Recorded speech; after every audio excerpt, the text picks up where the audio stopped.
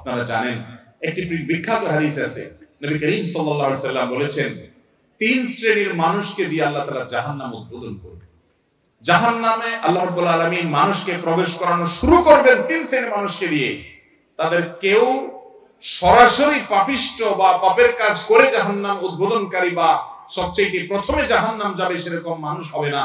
এই কপাল পড়া মানুষগুলোর মধ্যে এক শ্রেণীর মানুষ হলেন দানবীর, আরেক শ্রেণীর মানুষ হলেন শহীদ, আরেক শ্রেণীর মানুষ হলেন কারি বা আলেম। যিনি দানবীর তাকে আল্লাহ তাআলা ডেকে বলবেন, তোমাকে আমি দুনিয়াতে অনেক সম্পদ দিয়েছি, কি করে এসেছো তুমি?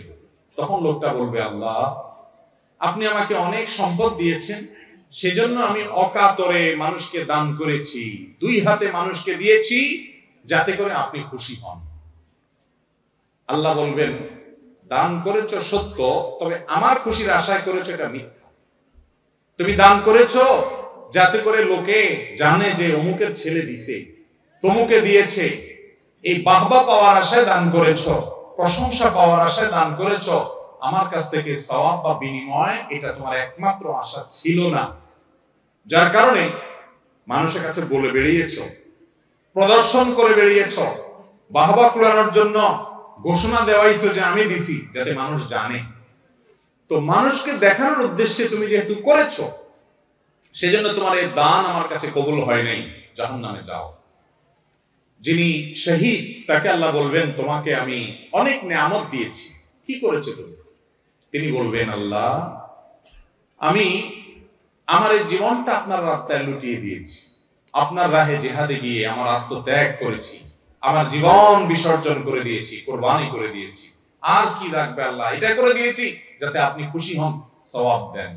আল্লাহ বলবেন, জীবন দিয়েছো ঠিক, কিন্তু সওয়াব আমার কাছ থেকে পাওয়া উদ্দেশ্য ছিল না। তোমার উদ্দেশ্য ছিল জিহাদ করবা, তোমাকে মানুষ বীর বলবে, শহীদ বলবে, আত্মত্যাগকারী বলবে, বাহবা দিবে, মানুষের কাছ থেকে প্রশংসার আশা করেছো, সেটাই দুনিয়াতে পেয়ে গেছো, এখন কিছুই পাবা না, বরং তোমার ঠিকানা জাহান্নাম হবে। একজন আলেমকে, কারিকে আল্লাহ ডেকে বলবেন যে, তোমাকে তো আমি অনেক নিয়ামত দিয়েছি, কি করেছি?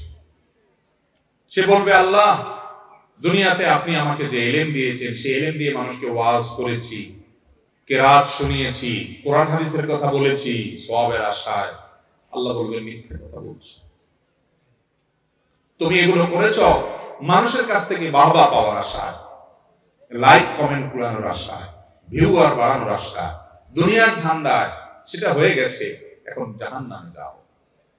ভাইরা আমার, নেক আমল করে আল্লাহর কাছ থেকে একমাত্র বিনিময় আশা করা, এটা ঈমানদারের ঈমানের দাবি।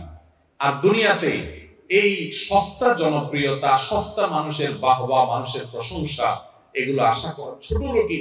আরশে আজিমের মালিকের কাছ থেকে বিনিময় আশা হলো বড় নজরের কথা, উঁচু দৃষ্টির কথা, আর নিচু নজরের কথা হলো আরশে আজিমের মালিকের সন্তুষ্টির চাইতে দুনিয়ার মানুষের প্রশংসার দিকে নজর দেওয়া।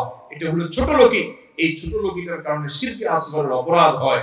নবী করিম সাল্লাল্লাহু আলাইহি ওয়াসাল্লাম বলেছেন, আমি তোমাদের জন্য দাজ্জালের ফিতনার চাইতেও ভয়াবহ মনে করি যে তোমরা কিয়ামতের আগে আমল করবে সব মানুষের দেখানোর আশা, ইখলাস থাকবে না।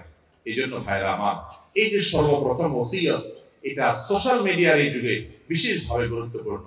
আপনি একটা মসজিদে দান করবেন, কাউকে বলবেন না, নামটাও ঘোষণা দিবেন না। হ্যাঁ, প্রকাশ্যে দান করা ভালো, যদি উদ্দেশ্য হয় আমার দেখা দেখি অন্যরা যেন করে।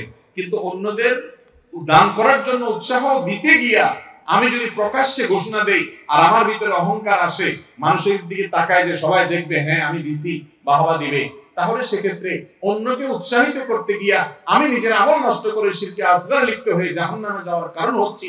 সেজন্য এরকম দুর্বল ঈমানদার আমার মতো যারা আছেন, তারা দানকে লুকানোর চেষ্টা করবেন।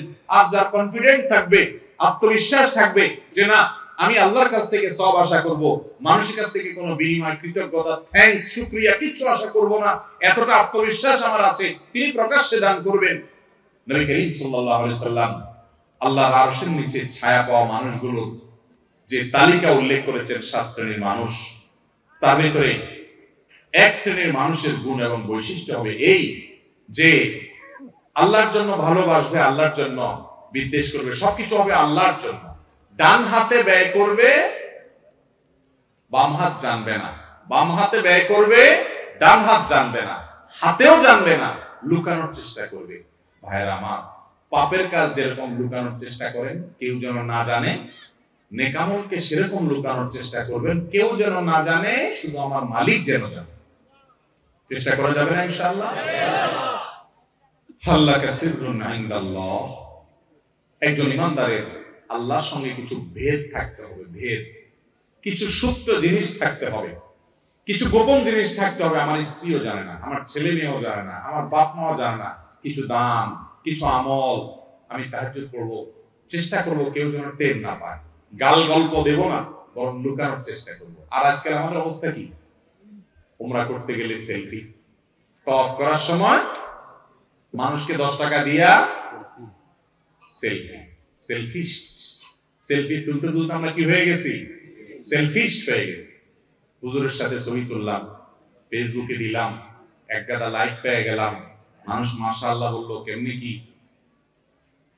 ভাইরা আমার, এটা ঠিক, আলেমুল আমাদের ভালোবাসেন, তাদের মহব্বত করেন, কিন্তু যদি মানুষকে দেখানো উদ্দেশ্য থাকে, বাহবা পাওয়া উদ্দেশ্য থাকে, তাহলে এই আমলের মাধ্যমে নাজাত পাওয়া যাবে না। আজ মহামারীর মতো ব্যাধি হয়ে গেছে এটা, বিশেষ করে দান, সাদকা, এগুলোতে ভেজাল সবচেয়ে বেশি। মক্কা একবার যাইতে পারলে মার নামের শুরুতে আলহাজ, নামের শুরুতে হাজী সাহেব।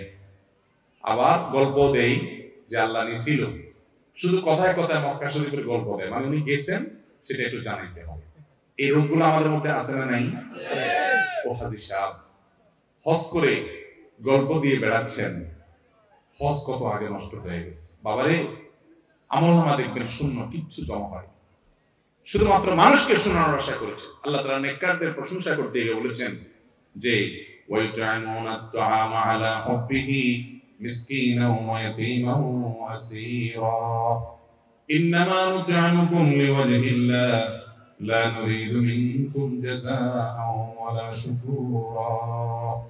আল্লাহ নেককার বান্দা যাদের জন্য আল্লাহ জান্নাত তৈরি করেছেন, এই মানুষগুলোর গুণ হবে যে ওয়ায়ুতআমুনা আত-তাআম আলা হুব্বি, আল্লাহর মহব্বতে, আল্লাহকে খুশি করার জন্য, আল্লাহকে দেখাবার জন্য মানুষকে দান করে, খাদ্য দেয় অভাবী মানুষকে, নিরন্ন মানুষকে অন্ন দেয়, বস্ত্রহীন মানুষকে বস্ত্র দেয়, টাকা পয়সা দেয়, দান দক্ষিণা করে, এবং বলে ইন্নামা নুত'iমুকুম লিওয়াজহিল্লাহ, ভাই আপনাদেরকে আমি আল্লাহর জন্য দিয়েছি, লা নুরিদু মিনকুম জাযাআ, এটার কোনো ফিডব্যাক, কোনো বিনিময় তো আমি আশা করি না, ওয়ালা শুকুর, এমনকি থ্যাংক ইউ আশা করি না। থ্যাংক ইউ আশা করে না, থ্যাঙ্কসও আশা করে না। মানে কি?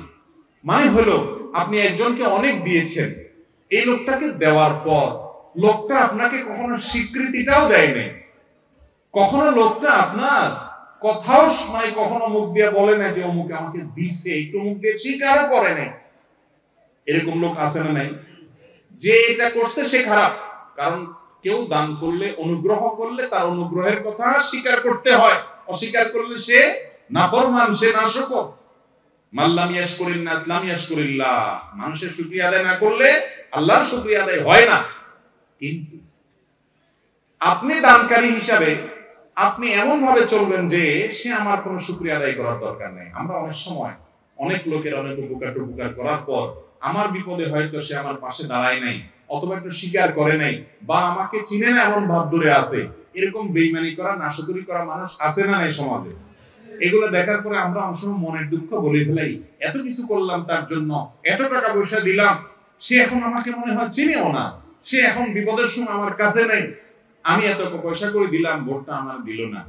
এই যে আপনি দিলেন, বিনিময়ে আশা করলেন, এই আশার কারণে আল্লাহর কাছ থেকে আর কিছু পাওয়ার আশা করতে পারবেন না। আল্লাহর কাছে থ্যাংক ইউ আশা করতে হবে। আল্লাহ তাআলা আমাদের সবাইকে শুধু আল্লাহর কাছ থেকে পাওয়ার আশায় সব আমলগুলো করার তৌফিক দান করুন।